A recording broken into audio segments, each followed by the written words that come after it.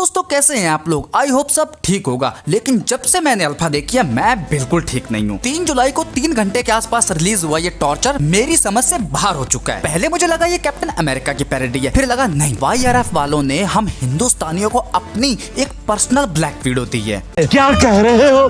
सही कह रहे हैं। क्योंकि इसे देख के लगता तो कुछ ऐसा ही है, और सुल्तान मार के अल्फा टाइटल भी दे दिया ड्यून के पोस्टर के साथ। नाम में भी गपला। कम ट्रू, बिग अपॉर्चुनिटी, पर बहुत मेहनत भी करनी पड़ी उसके लिए, बहुत ट्रेनिंग करनी पड़ी, बहुत मेहनत करनी पड़ी बेचारों को। बहुत सी हॉलीवुड फिल्मों से सीन चुराने पड़े। इसके लिए भी तो ट्रेनिंग चाहिए। कहाँ चोरी का माल डाला है वो तो देखेंगे, लेकिन किस किस दुकान से चुराया है उसके थोड़े हिंट देख लेते हैं। जैसे ला फेमिनिटा, Thunderbolt, Black Widow, Captain America, Ballerina and Game of thrones.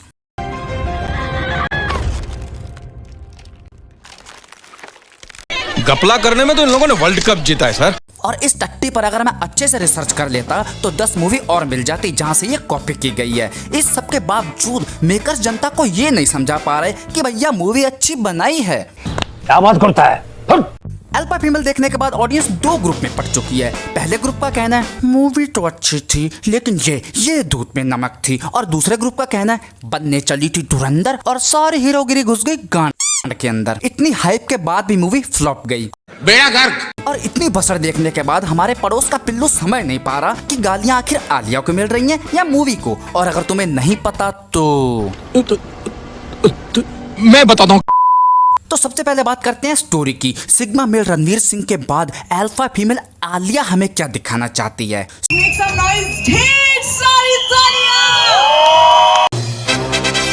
तो ये स्टोरी है इंडियन आर्मी की, जहां एक सुपरनैचुरल प्रोजेक्ट अल्फा शुरू किया जाता है जिसे लीड करते हैं ये बंदा अभी तक आश्रम से बाहर नहीं निकला। तन्ने मन्ने आवे जावे आर्मी कैरेक्टर को कार्टून बना के रख दिया, और अपने सीनियर ऑफिसर को क्या कहता है? गुरुजी। No sir, no chief, Guruji.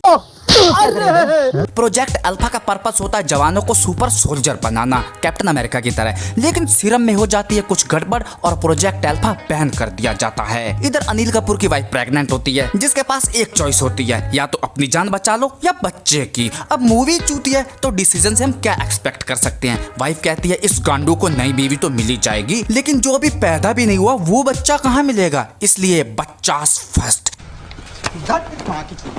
And Anil Kapoor सोचता है फुल लाइफ हाथ से हिलाऊं, क्यों ना इसे अल्फा सीरम लगाऊं, और ये इसे सीरम दे देता है। अब जैसा कि सीरम का असर हो जाता है उल्टा, तो ये भगता है दिया की तरफ, जहां दिया की डिलीवरी हो रही होती है। और सबसे कमाल की बात, जिस हॉस्पिटल में टॉप सीक्रेट प्रोजेक्ट अल्फा चल रहा है उसी हॉस्पिटल में इसकी वाइफ की डिलीवरी हो रही है। तो ये क्या लोड़े का टॉप सीक्रेट है?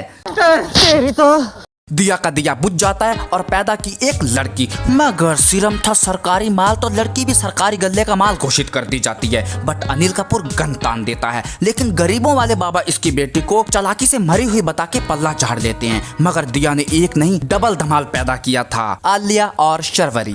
इसकी माँ का नाम जानकी था, हम इसे सीता बुलावेंगे। अगर राम जी ये डायलॉग सुन लेते तो रावण से पहले बाण तुम्हारी छाती पे मारते, क्योंकि ये लॉजिक उनसे भी नहीं देखा जाता। अब शर्वरी के बारे में निराला नहीं जानता और आलिया के बारे में अनिल नहीं जानता। एंड बाबा गरीबों वाले इसे कड़ी ट्रेनिंग से बना देते हैं ब्लैक विडो। लेकिन बाबा निराला के इरादे ठीक नहीं होते तो देसी ब्लैक विडो बाबा निराला की लेने में लग जाती है। This is a true story of movie. मगर इतनी सी स्टोरी में हम गलतियां ढूंढने बैठे तो भैया एक ढूंढो के 100 मिलेंगी। मगर हम लाए हैं 3 बेसिक मिस्टेक जिसने इस बर्बाद मूवी को और बर्बाद कर दिया। Number 1, copied scene. अगर मैं एक बार ब्लैक विडो को बैक सीट पर भी बैठा दूं तब भी इसमें बहुत सारे सीन लगभग कॉपी मिलेंगे। जैसे लव फेमिनिटा का ये वाला सीन जिसमें डैड इसे गिफ्ट के बदले में मिशन देता है, या थंडरबोल्ट में ये येलेना का बिल्डिंग उड़ा के हैमस्टर को बचाना हो, या होठों को थिरथिराना हो, या फिर नूडल्स खाने का स्टाइल, मुश्किल टाइम पर हंसना, बैलरीना के क्लब फाइट की पिंकी पिंकी, या डेथ नोट के एल जैसे बैठने का स्टाइल। एल जैसी तो नहीं लग रही लेकिन एल से कुछ और जरूर लग रही है, वो भी ड्यून के फ्रेम टू फ्रेम पोस्टर के साथ। Number 2, wrong casting. लोगों के हिसाब से आलिया इस रोल में फिट हुई नहीं। किसी बच्चे को मूंछ लगा के बोलो कि ये वीरप्पन लग रहा है तो तुम्हारे कहने से वो लग नहीं जाएगा। जिस तरह की स्टोरी थी आलिया भट्ट से स्पाई एजेंट की वाइब बिल्कुल नहीं आती, बस जबरदस्ती इसको सुपर सोल्जर दिखाने में लगे हुए हैं। फेस के एक्सप्रेशन बिल्कुल रोबोट जैसे। डेडली फाइट सीन में एकदम चिल रहना। ये 300 मूवी के सीन उन्हीं को अच्छे लगते हैं। शेर तो सिर्फ एक्टिंग करता है खूंखार होने की, असली शिकार तो शेर नहीं करती है। इसमें शुगर डाला है, इसमें शुगर डाला है। Samba ho, Samba ho.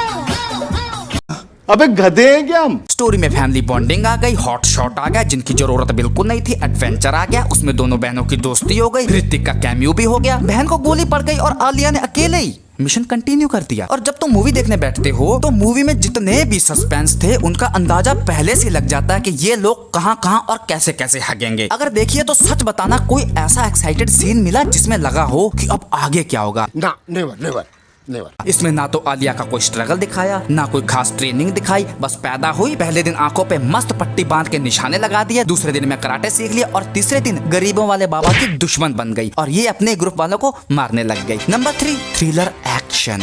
इनके एक्शन सीन देख के मुझे स्ले पॉइंट वाली कंगना रनौत की बात याद आ गई। बॉलीवुड का बस चले ना तो ये खली को राजपाल यादव से ही पिटवा दे। बात तो सही है। अब मैं पहले क्लियर कर दूं कि इनके ज्यादातर सीन भी इधर उधर से उठाए हुए हैं, लेकिन उनमें भी कोई सेंस नहीं। बहनों और भाइयों,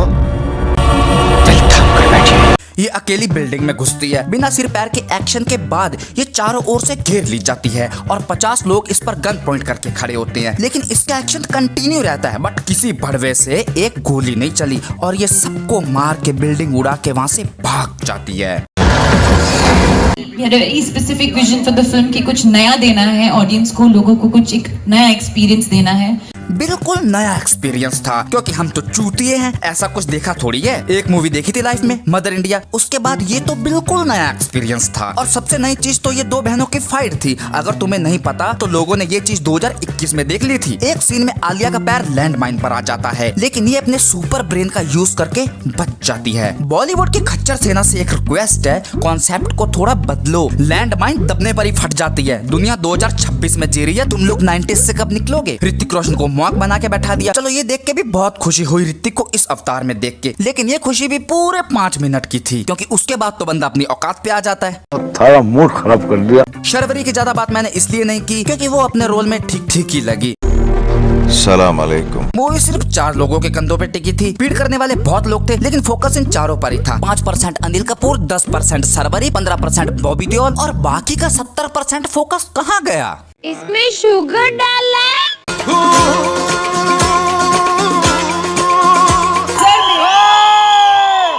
अब समझ गए होगे कि मूवी का ये हल क्यों हुआ। आलिया भट्ट का रिप्लेसमेंट कौन सी एक्ट्रेस कर सकती थी, कमेंट करके बताना। क्योंकि चिकनी चमेली हम्पटी शर्मा की दुल्हनिया बन सकती है, एक डेंजरस एजेंट नहीं। तो आज का रिव्यू यहीं खत्म होता है। मैं न्यू मूवी पर कभी माथा नहीं फोड़ता, लेकिन MSG के बाद ये दूसरी ऐसी मूवी है जिसे देख के मेरी बहुत बुरी किल सी है। तो ये मेरे लिए बिल्कुल नया एक्सपीरियंस था। ये वीडियो कैसा रिस्पॉन्स देगी आई डोंट नो। बायर वालों की मूवी है, वीडियो डिलीट भी हो सकती है, इसलिए वीडियो को लाइक करो और चैनल को सब्सक्राइब करो। और ये वीडियो उनके पास शेयर करो जिनको अल्फा बहुत पसंद आई, और उनको भी जिन लोगों ने अभी तक अल्फा नहीं देखी, क्योंकि एक गरीब ये टॉर्चर देखने से बच जाए। तो मिलते हैं नेक्स्ट वीडियो में, तब तक सावन के सुहाने मौसम की बहुत बहुत बधाई। बाय।